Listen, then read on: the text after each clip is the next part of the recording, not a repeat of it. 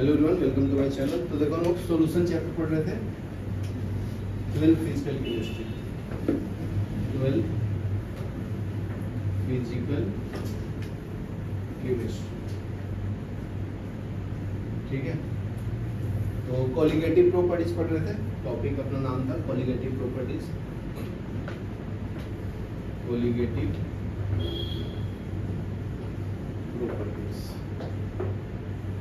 ठीक है। तो फर्स्ट कॉलिगेटिव प्रॉपर्टीज पढ़ा दिया था, वेपर प्रेशर ना। सेकंड क्या है अपना?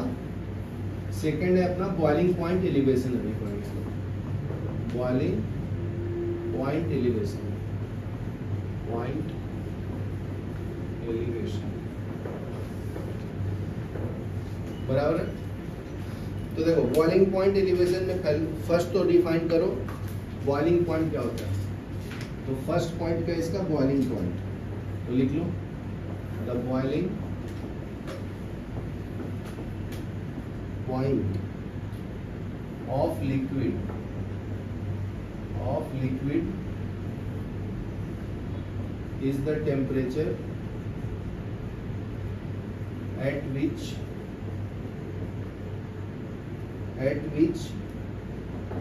its vapor pressure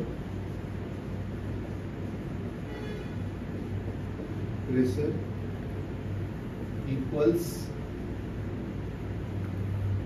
applied pressure, ठीक है। तो वेपर प्रेशर जो होगा अप्लाइड प्रेशर के बराबर हो जाएगा, तो वो बॉइलिंग पॉइंट उसको बोलते हैं, ठीक है। For liquid in open container applied pressure is equal to atmospheric pressure. अगर ओपन कंटेनर रहेंगे, ठीक है, और पानी को गर्म कर रहे हो तो वेपर प्रेशर किसके बराबर होगा? एटमॉस्फेरिक प्रेशर के बराबर होगा, ठीक है। तो लिख लो ये भी, for liquid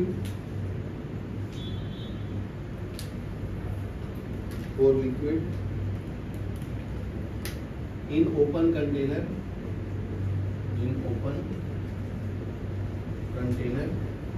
vapor pressure is equal to applied pressure, या applied pressure is equal to atmospheric pressure. Applied pressure is atmospheric pressure,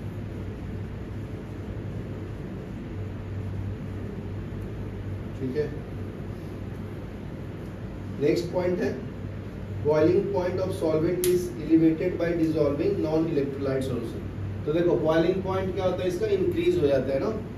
तो अगर तुम एक कंटेनर में अगर कोई भी सोल्यूट डाल रहे हो, नॉर्मल अगर बॉइलिंग पॉइंट है वाटर का कितना है?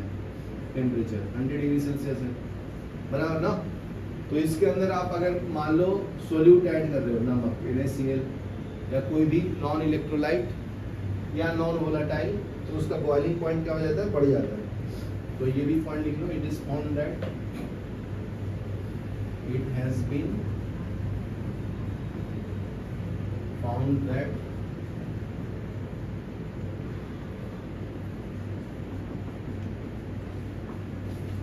boiling point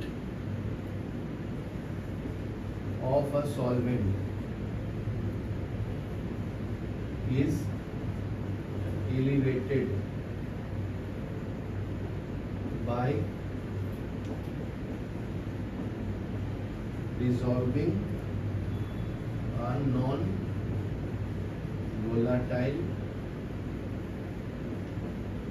solute into it, ठीक है। तो उसमें सोल्यूट ऐड करेंगे तो बॉइलिंग पॉइंट बढ़ जाता है, ठीक है। तो इन्होंने एक्सपेरिमेंट करके ऑब्जर्व किया था। 10 solution containing non volatile solute boil at temperature higher than boiling point of pure solvent. तो इसके कारण क्या होता है? बॉइलिंग पॉइंट का टेम्परेचर ज्यादा होता है अगर कोई भी तुम नॉन वोलेटाइल सोल्यूट ऐड करोगे। तो 10 solution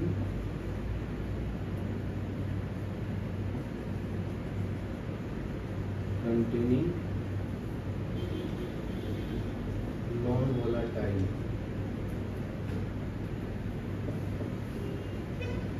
solutes while at temperature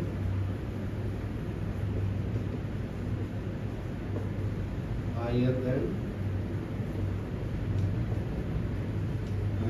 boiling point of a pure solvent।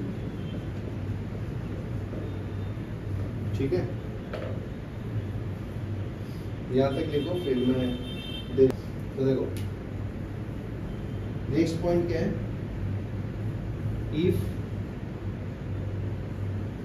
TB note, ठीक है, standard boiling point temperature TB note से रिप्रेजेंट किया। जैसे प्योर वाटर का बॉइलिंग पॉइंट 100 डिग्री सेल्सियस है, उसको टीबी नोट से रिप्रेजेंट किया। तो TB note is the boiling point of a pure solvent and TB, ठीक है। तो अगर मैं सोल्यूट मिला दूंगा तो उसका TB होगा, दैट ऑफ अ सॉल्यूशन, मतलब सॉल्यूशन में क्या आ जाएगा, दोनों सोल्यूट प्लस सॉल्वेंट आएगा। समझ गया ना?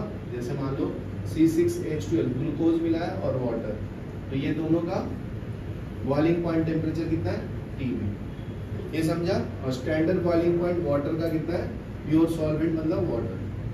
क्या ना, क्लियर है? तो दोनों में फर्क होगा, ज्यादा कौन सा होगा, ये वाला ना, और ये कम होगा, ऐसे ही समझ गया।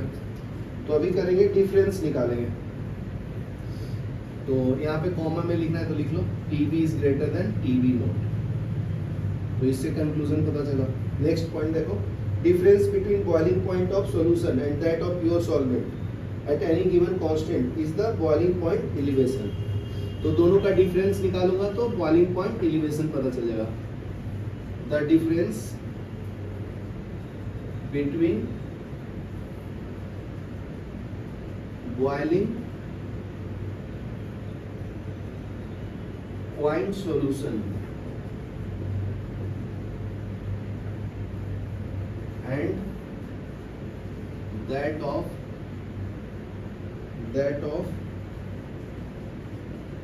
pure solvent at given constant pressure, ठीक है। उस टाइम प्रेशर कांस्टेंट होगा ना, एटमॉस्फेरिक प्रेशर के बराबर होगा, ठीक है। या चेंज रहेगा तो भी कांस्टेंट प्रेशर रखना है जब तुम बॉयल कर रहे हो कोई भी लिक्विड को या सॉल्यूशन को। is called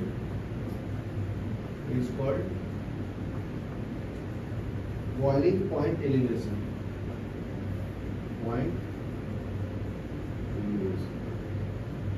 ठीक है। तो इसका अगर डिफरेंस निकालना है तो क्या आएगा, डेल्टा TB इक्वल टू क्या आएगा, TB माइनस TB नोट। तो ये चेंज इन टेम्परेचर, बराबर है। तो हम लोग अभी इसका डायग्राम भी एक्सप्लेन कर देता हूँ। तो इसके बाद नेक्स्ट टॉपिक आता है boiling point elevation at a consequence of vapour pressure lowering. इसको बोलते हैं boiling point elevation as a consequence of vapour pressure,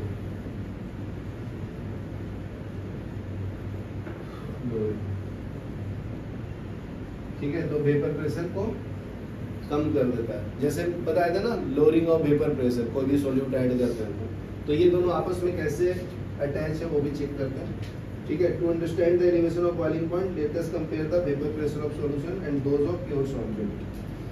तो vapour pressure of solution, pure solvent are plotted as a function. तो इसका diagram explain किया उसने, diagram draw करके, ठीक है। तो ये देखो, ये जो ग्राफ है आपका, ये आपका, इस ग्राफ का नाम देता हूँ A, ठीक है। और ये आपका सॉल्वेंट का, ठीक है। तो वर्सेस टेम्परेचर, तो ये आपका एक्स एक्सिस पे टेम्परेचर है, वाई एक्सिस पे वेपर प्रेशर।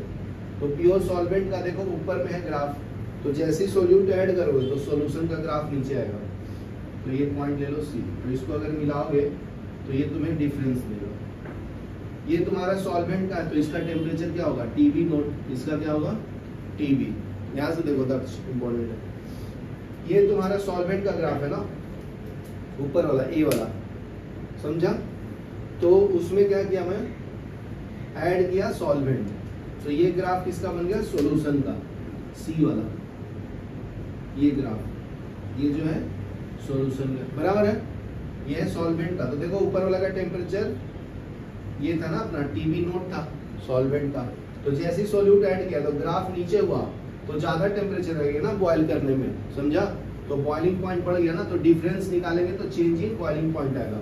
तो देखो यहाँ पे delta TB equal to TB minus TB naught लिखा हूँ, तो ये आपका एलिवेशन इन बॉइलिंग पॉइंट देता है, ठीक है। ये ग्राफ बहुत इंपॉर्टेंट है, तो ये ड्रॉ करने के लिए सीख लेना, समझा। एक्स एक्सिस पे टेम्परेचर लेना है, वाई एक्सिस पे वेपर प्रेशर लेना है, क्या क्लियर है। चलो पॉज करो, ठीक है। तो देखो मैं फिर से एक बार ग्राफ एक्सप्लेन कर देता हूँ, ठीक है। तो देखो, तो एक ये आपका सॉल्वेंट ले लिया हूँ, सिंपल वाटर, ठीक है ना। तो इस पॉइंट पे क्या होता है, वो बॉयल हो जाता है, ठीक है ना। तो उसका ये एक्स एक्सिस पे मैं टेम्परेचर लिया हूँ, तो मैं क्या बताया था कि जब बॉइलिंग पॉइंट हो जाएगा तो वेपर प्रेशर के बराबर होगा ना, तो उस टाइम इसका वेपर प्रेशर यहाँ पे रहेगा, बराबर है। और ये टेम्परेचर, मतलब तुम्हारा कोऑर्डिनेट्स x, y मिल गया ना, मतलब TB, ये वेपर प्रेशर जो होगा, यहाँ तक क्लियर है। तो ऑब्जर्व किया एक्सपेरिमेंट करके कि अगर तुम इसके अंदर क्या डालोगे, सोल्यूट डाल दोगे, तो इसका ग्राफ नीचे ऐसे डिप्रेस हो जाता है, यहाँ पहुंच जाता है, समझा। तो यहाँ पे तो इसको मैच करने के लिए, वेपर प्रेशर मैच करने के लिए यहाँ पे तक शिफ्ट करना पड़ेगा ना मुझे, मतलब यहाँ तक तुझे बॉयल करना पड़ेगा ना, तभी तो इसका और इसका दोनों का वेपर प्रेशर सेम आएगा। तो इसको अगर मैं नीचे एक्सटेंड करूं तो इसका देखो टेम्परेचर अलग हो गया, तो इसको मैं TB नाम दे दिया हूं, और इसका स्टैंडर्ड टेम्परेचर का TB नोट, तो बराबर है। तो तभी तो बॉयल होता है। तो इसका कोऑर्डिनेट क्या हो जाएगा तुम्हारा, इसका TB नोट था और इसका हो जाएगा TB, VP1, क्योंकि दोनों का वेपर प्रेशर सेम होगा तभी तो बॉयल होगा ना, एक ही कंटेनर के अंदर रख रहा है। मतलब फर्स्ट केस में क्या है तुम्हारा, सिंपल पानी है, बराबर है। तो जब ये बॉयल होगा तो TB naught equal to vapour pressure 1, बराबर है। तो इसके अंदर अगर मैं ऊपर से NaCl डाला या ग्लूकोज डाला, तो इसका बॉइलिंग पॉइंट जो है वो बढ़ गया है, TB हो गया, और वो वेपर प्रेशर के बराबर होगा ना। तो इसमें क्या क्या है आपका, H2 और ग्लूकोज है, नॉन वोलेटाइल सोल्यूट, समझ में आया। तो इसको कंप्लीट सॉल्यूशन बोलते हैं ना हम लोग, दोनों को मिलाकर सोल्यूट प्लस सॉल्वेंट। तो इसमें क्या है, सिर्फ सॉल्वेंट है, समझा भाई, बहुत सिंपल था ग्राफ। तो ये डिफरेंस हमेशा क्या देगा, TB माइनस TB नोट देगा ना, तो इतने का डिफरेंस होगा, समझा, सॉल्वेंट और सॉल्यूशन। तो ये आपका सॉल्यूशन का ग्राफ है, चलो लिख लो, ठीक है। तो यहाँ तक बता दिया। तो नेक्स्ट पॉइंट देखो, इसमें क्या है,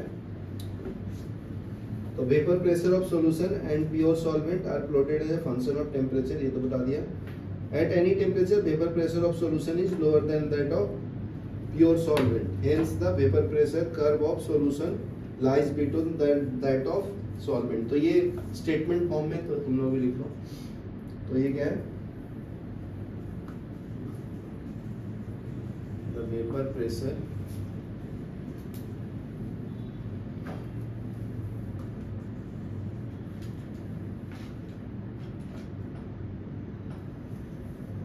vapour pressure temperature curve of solution, उसको हम लोग CD ग्राफ बोलते हैं ना। ये C और ये D ले लो और ये AB ले लो, ठीक है। तो it lies between below AB। Next point ये है, The difference between two vapor pressure increases as temperature and vapor pressure increases.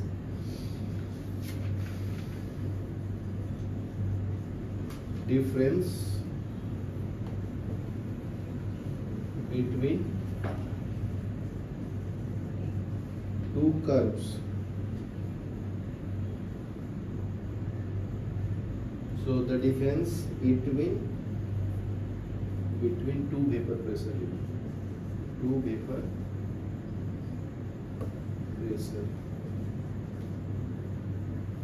increases as temperature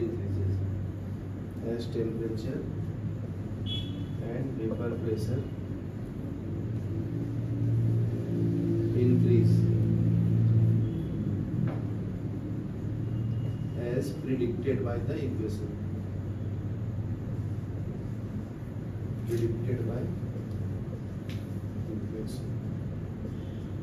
ठीक है, तो delta P is equal to H2 into P1 हो। तो ये बताया था ना, relative lowering of vapour pressure का इक्वेशन है ना ये, change in vapour pressure is mole fraction into P1 हो। ये समझा गया, ये इक्वेशन बताया था ना रॉल्ड्स लॉ। ठीक है, तो the interaction of the curve CD with the line corresponding to 760 mm is the boiling point of elevation. तो नेक्स्ट पॉइंट लिखो इसमें,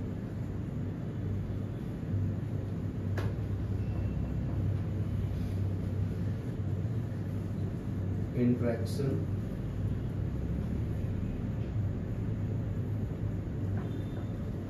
of curve CD with line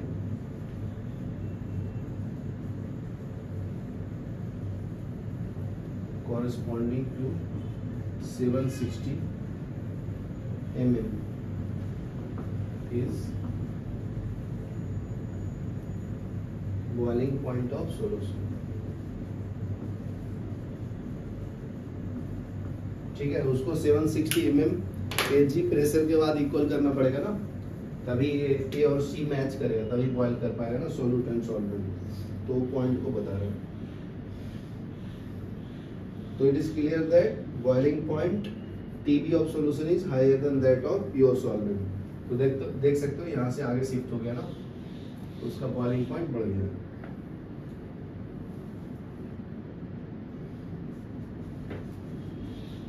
the boiling point of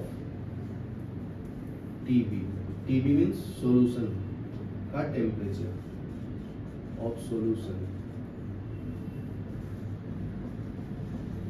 is higher than that of pure solvent, उसको बोलते हैं TB note.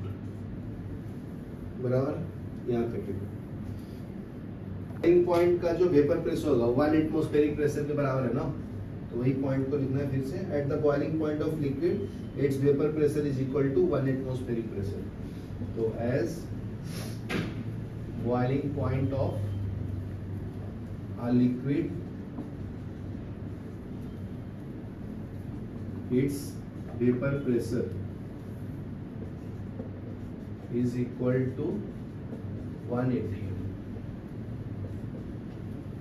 ठीक है, in order to reach boiling point, solution and solvent must be rated to temperature at which their vapor pressure is 1। तो पहले जो बोला हूँ वही पॉइंट को लिखना है। ठीक है, 1 एटमॉस्फेरिक प्रेशर के बराबर होगा तभी तो वो बॉयल कर पाएगा ना, चाहे सॉल्यूशन हो या सॉल्वेंट हो। सो लिख लो, इन order to reach boiling point, solution and solvent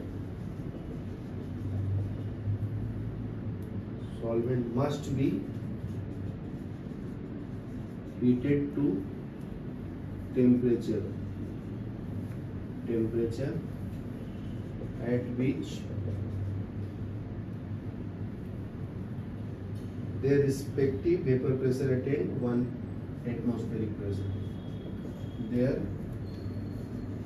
respective vapour pressure attain 1 atm, ठीक है। So at a given temperature vapour pressure of solution is lower than that of pure solvent. तो यही बात बोल रहा है बार बार, vapour pressure solution needs higher temperature to reach 1 atmospheric pressure than that needed for solvent. तो ये भी बोल दिया कि वेपर प्रेशर को अटेंड करने के लिए उसको टेम्परेचर ज़्यादा लगेगा ना, जब सॉल्यूट और सॉल्वेंट को मिलाएंगे तो।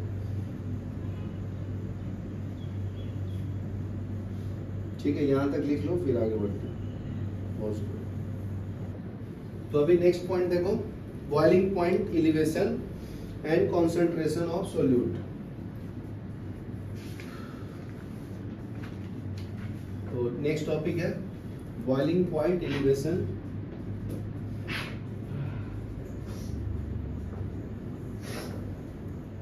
And concentration of solute.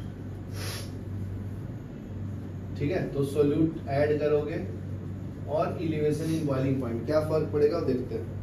तो boiling point elevation is directly proportional to molality of solution. कितना तुम सॉल्यूट ऐड करते हो उसके अमाउंट के ऊपर भी डिपेंड करता है कि उसका बॉइलिंग पॉइंट कितना बढ़ेगा। ठीक है, तो उसके मोलैलिटी के ऊपर डिपेंड करता है। तो ये भी लिख लो, the boiling point elevation is directly proportional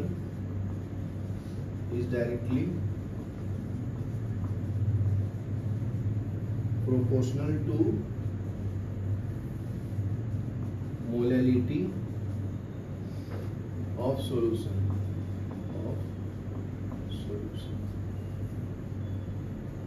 ठीक है। तो मैं क्या लिख सकता हूँ, delta TB is directly proportional to molality। यहाँ पे जो स्मॉल एम लिखा हूँ ये क्या आपका मोलैलिटी। तो मोलैलिटी को कैसे डिफाइन करता है बताओ, मोलैलिटी का डिफिनेशन क्या है, number of moles of solute, moles of solute divided by weight of solvent in KG. ठीक है, तो अगर मैं इसको और एक्सप्लेन कर दूं तो मोलैलिटी इक्वल टू क्या हो जाता है, मोल्स ऑफ सॉल्यूट को कैसे रिप्रेजेंट करेंगे, N2 से ना, divide by weight of solvent in KG. बराबर है, समझा ना। तो ये हो गया, और इसको सिंप्लीफाई करूंगा तो मोल्स ऑफ सॉल्यूट कैसे निकालते हैं, W2 upon molecular mass of solute into W1 into KG में करना है तो ऊपर में 1000 आ रहा है। तो ये तुम्हारा मोलैलिटी का फॉर्मूला हो गया। यहाँ क्लियर है ना।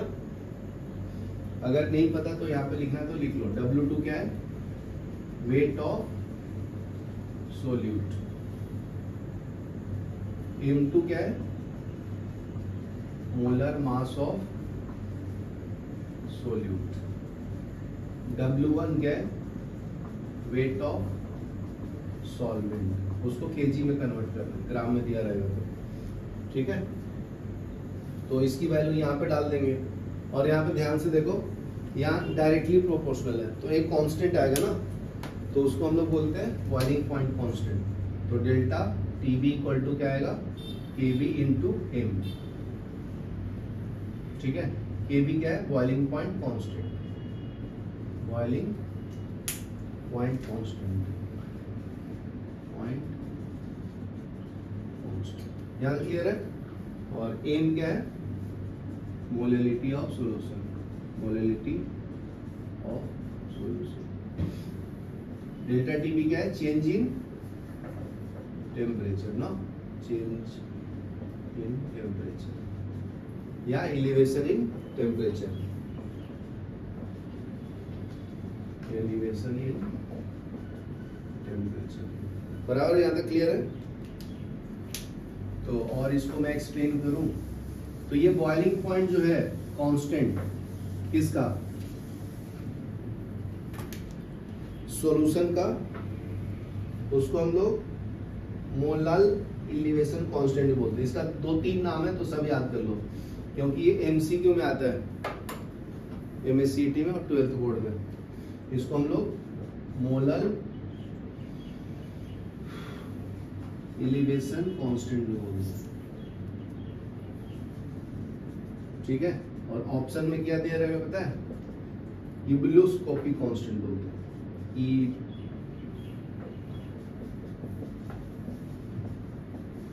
यूबिलोस्कोपिक कांस्टेंट,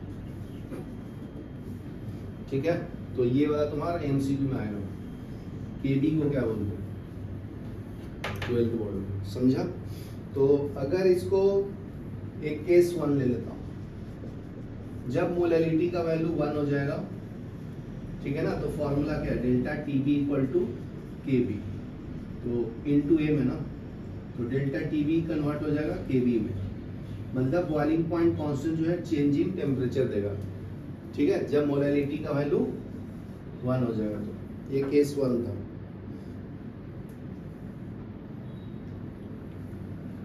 तो डिफाइन कैसे करेंगे हम लोग फिर, यूबिलोस्कोपिक कांस्टेंट को,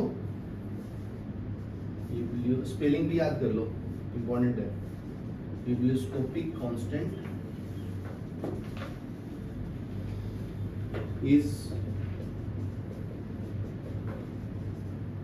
is boiling point elevation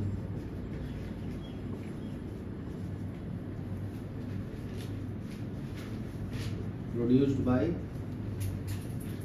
1 molal solution,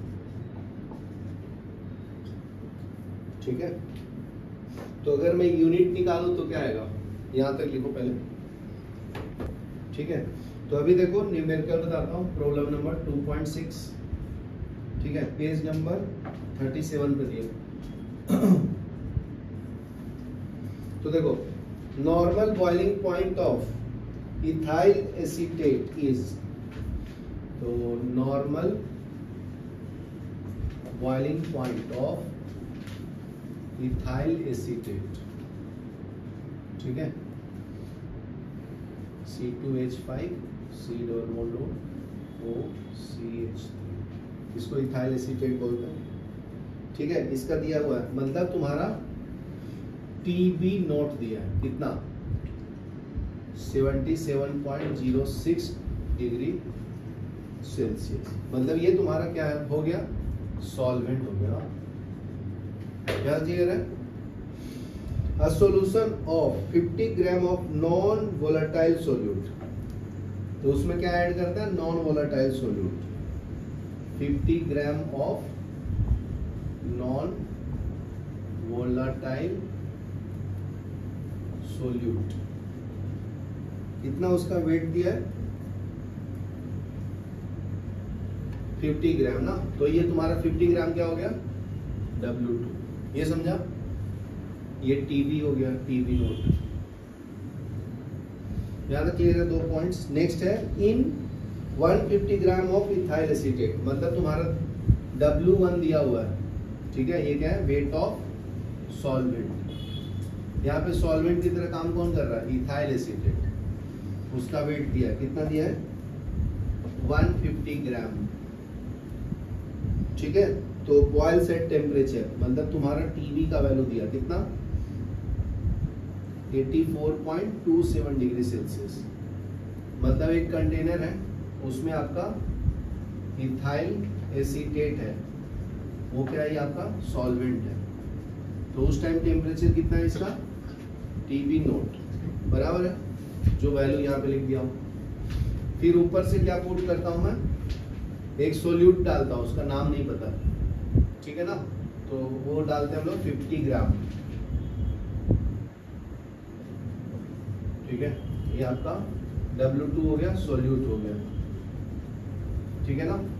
ये सॉल्वेंट हो गया, इसका वेट दिया है आपका W1 कितना, 150 ग्राम, यहाँ तक क्लियर है।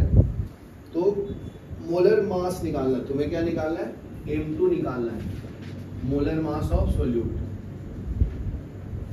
सोल्यूट का मोलर मास निकालना है, ठीक है। Kb दिया हुआ है, ये कांस्टेंट का वैल्यू दिया है, बॉइलिंग पॉइंट कांस्टेंट का वैल्यू दिया कितना 2.77 डिग्री सेल्सियस ना। इसका यूनिट क्या है? केजी पर मोल।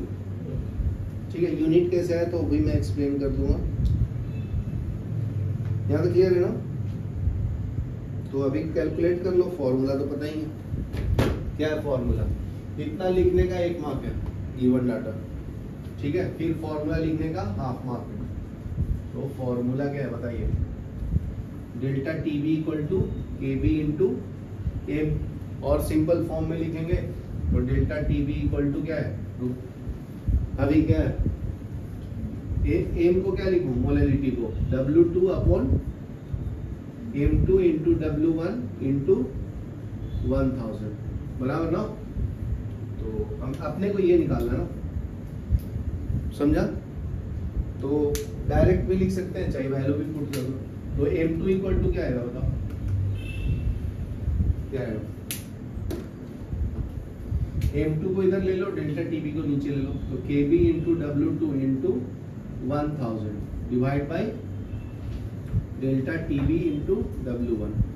तो ये भी फॉर्मूला याद रखना मोलर मास निकालने का, डायरेक्ट जरूरत नहीं है, ये खाली याद रखना, ठीक है, हर फॉर्मूला। तो अभी वैल्यू पुट कर देता हूँ। KB का वैल्यू कितना है? 2.77। W2 कितना है बताओ?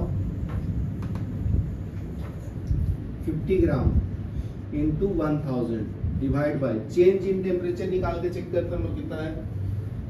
तो TB नोट, ठीक है, और TB का वैल्यू, इनका डिफरेंस निकालेंगे तो डेल्टा TB आ जाएगा। तो यहाँ पे मैं निकाल देता हूँ डेल्टा TB इक्वल टू क्या होता है? TB minus TB note. तो TB का वैल्यू कितना दिया है? 84.27 माइनस कितना करूंगा?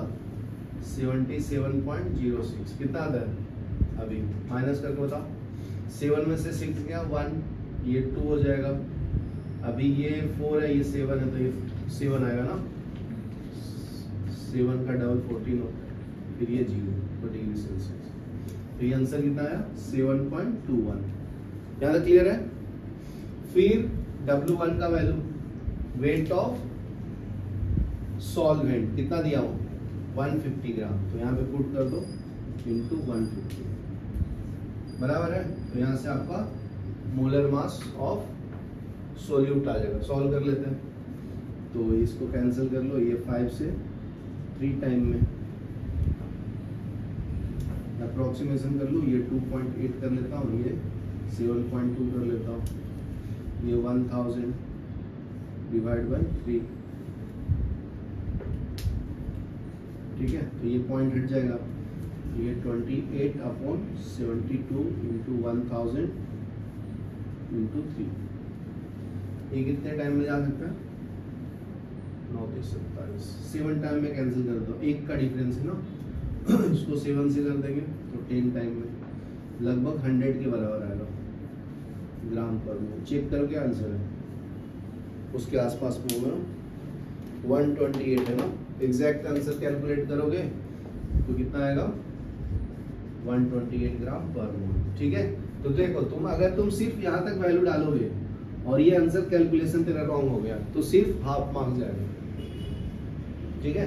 तो इसमें टाइम भी लगता है ना बहुत, और इसके कारण लोग ये सब पूरा सॉल्व नहीं करते है ना। फोबिया रहता है ना, ये ऐसा रहा पॉइंट में तो नहीं होगा भाई। तो इधर तक लिखेगा सिर्फ हाफ जाएगा, 2.5 मिलेगा तुझे, समझा? चलो पॉज करो।